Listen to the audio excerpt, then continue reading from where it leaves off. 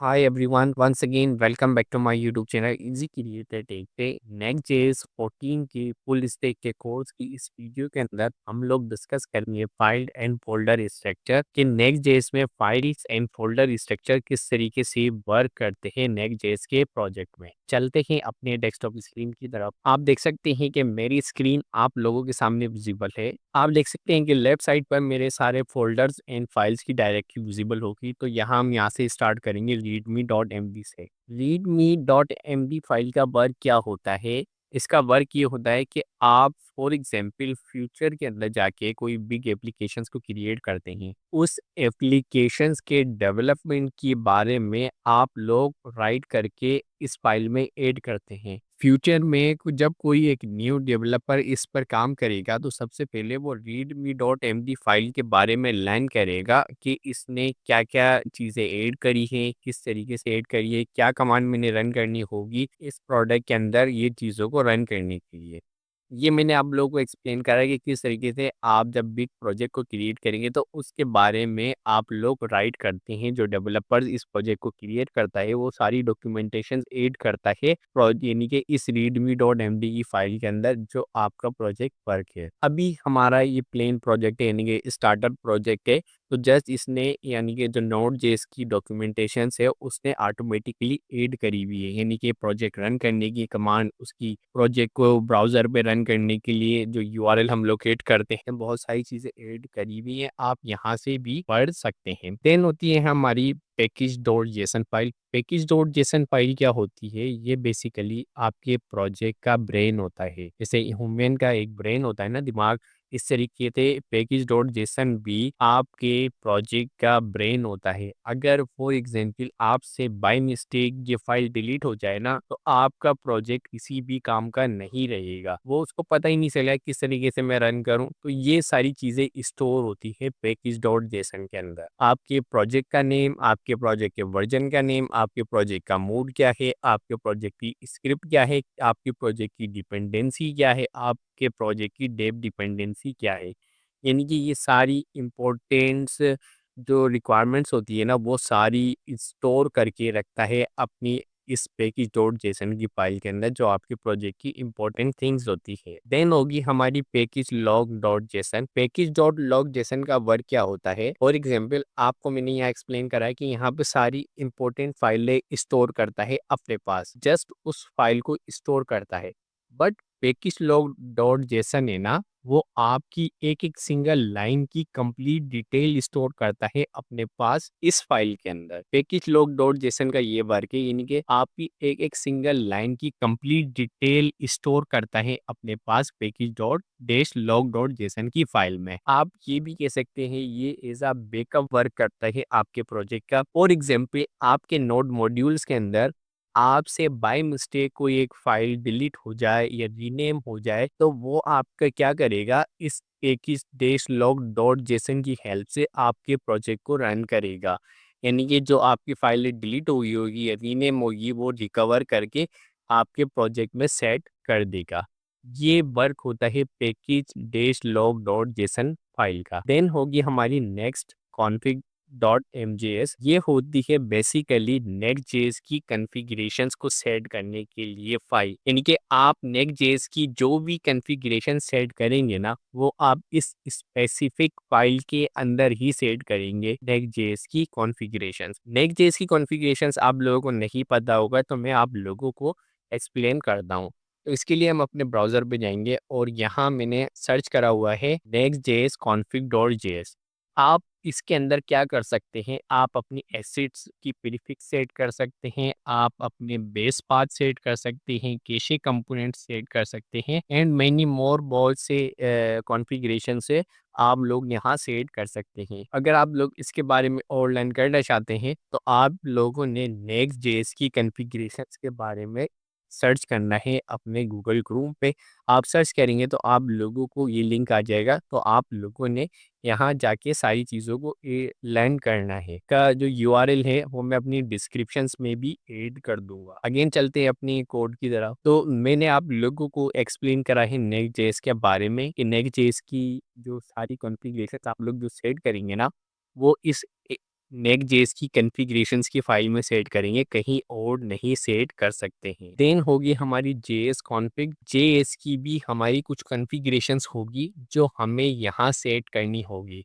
यानी कि अगर नेक्स्ट.जेएस की कॉन्फ़िगरेशन सेट करनी होगी तो नेक्स्ट.जेएस की कॉन्फ़िगरेशंस की फाइल में जाके सेट करना होगा। अगर जेएस की कॉन्फ़िगरेशंस होगी तो जेएस की कॉन्फ़िगरेशंस की फाइल में ही जाके सेट करना होगा। इसके अलावा हम कहीं और सेट नहीं कर सकते। देन होगी हमारी eslint.config.mjs। eslint की जो होती है ना कॉन्फ़िगरेशन, यहाँ आप बेसिकली रूल्स को सेट कर देते हैं। फॉर एग्जांपल यहाँ मैं सेट कर देता हूँ कॉन्फ़िगरेशन कि भाई मैं एक फंक्शंस क्रिएट करूंगा, उस फंक्शंस के अंदर मैं कितने लाइन ऑफ कोड को राइट कर सकता हूँ। इसी तरीके से यहाँ पे आप इम्पोर्टेंट एंड नॉट इम्पोर्टेंट की कंडीशन सेट करते हैं अपने प्रोजेक्ट के अंदर। लेट को यूज करना चाहता हूँ, मैं कॉस्ट को यूज करना चाहता हूँ या मैं नहीं करना चाहता हूँ, ये सारी डिटेल्स आप ESLint के अंदर जाके स्टोर करते हैं। देन है हमारी गिट इग्नोर। गिट इग्नोर हमारी इस वीडियो से रिलेटेड नहीं है, बट मैं आप लोगों को एक्सप्लेन करूंगा गिट इग्नोर की फाइल के बारे में। गिट इग्नोर की जो फाइल है वो रिलेटेड है गिटहब के प्रोजेक्ट से, यानी कि उसका जब मैं कोर्स क्रिएट करूंगा तो वहाँ पे आप लोगों को सारी चीज़ें एक्सप्लेन करूंगा। तो इस प्रोजेक्ट के अंदर गिट इग्नोर का वर्क ये है कि आप अपने प्रोजेक्ट को क्रिएट करते हैं और इस प्रोजेक्ट को जब आप गिटहब पर अपलोड करते हैं ना, तो उसके लिए आप लोगों को बहुत ही इम्पोर्टेंट रहती है गिट इग्नोर की फाइल, जिसमें आपकी सारे प्रोजेक्ट की डायरेक्टरी स्टोर हुई हुई होती है। जब आप गिटहब पर प्रोजेक्ट को अपलोड करते हैं तो वो सारा डेटा जो रीड करता है ना, वो इस फाइल से ही रीड करता है। यहाँ पे कुछ ऐसी इंपॉर्टेंट फोल्डर्स होते हैं जो हम स्टोर यानी कि अपलोड नहीं करते हैं, जैसे फॉर एग्जांपल नोड मॉड्यूल्स हो गया, कवरेज हो गया, नेक्स्ट हो गया, आउट हो गया, एंड बिल्ड हो गया। ये चीज़ें इसलिए स्टोर नहीं करते हैं कि जो हमारी प्रोजेक्ट की जो स्टोरेज है ना, वो ज़्यादा लेता है गिटहब पर। यानी कि अगर फॉर एग्जांपल मुझे इन प्रोजेक्ट को इन फ़ोल्डर्स को स्टोर करना है ना नोड मॉड्यूल्स के, तो जस्ट मैं अपने प्रोजेक्ट में जाके npm install की कमांड को रन करूँगा। जैसे ही मैं रन करूँगा ना, वो मेरी जो रिक्वायर्ड डिपेंडेंसी होगी ना, वो सारी ऑटोमेटिकली नोड मॉड्यूल की कमांड की हेल्प से स्टोर कर देगा। ये होता है गिट इग्नोर की फाइल के अंदर, यानी कि जो भी आप डेटा अपलोड करते हैं ना गिटहब पे, वो सबसे पहले यहाँ से रीड होता है। रीड होने के बाद वो आपकी गिटहब की रिपोजिटरी में जाके स्टोर होता है। देन होगी हमारी नेक्स्ट.जेएस का फोल्डर। नेक्स्ट.जेएस का फोल्डर का वर्क क्या होता है, यानी कि जब आप कोई भी बिल्ड को क्रिएट करते हैं ना अपने, यानी कि नेक्स्ट.जेएस की बिल्ड जो भी आप लोग क्रिएट करते हैं नोड मॉड्यूल्स की, वो सारी जितनी भी कॉन्फ़िगरेशंस हो गई हैं ना, जो कोड हो गया, वो सारा यहाँ पे सेट होता है इसकी नेक्स्ट.जेएस के फ़ोल्डर के अंदर। यानी कि एक कैशे इसके अंदर स्टोर होगा, सर्वर, स्टेटिंग एंड मेनी मोर, जो भी सारी चीज़ें स्टोर होंगी ना बिल्ड से रिलेटेड, वो इस फ़ोल्डर में जाके स्टोर होती हैं। देन आता है हमारा नोड मॉड्यूल्स। नोड मॉड्यूल्स का आप लोगों को ऑलरेडी पता होगा, जब हम नोड.जेएस की चीज़ों को यूज़ करते हैं तो हमें नोड मॉड्यूल्स की नीड होती है अपने प्रोजेक्ट के अंदर। अगर यहाँ से हमारी चीज़ें डिलीट हो जाती हैं तो हमें अगेन नोड मॉड्यूल की कमांड को रन करनी होती है सारी कमांड्स को अपडेट करने के लिए।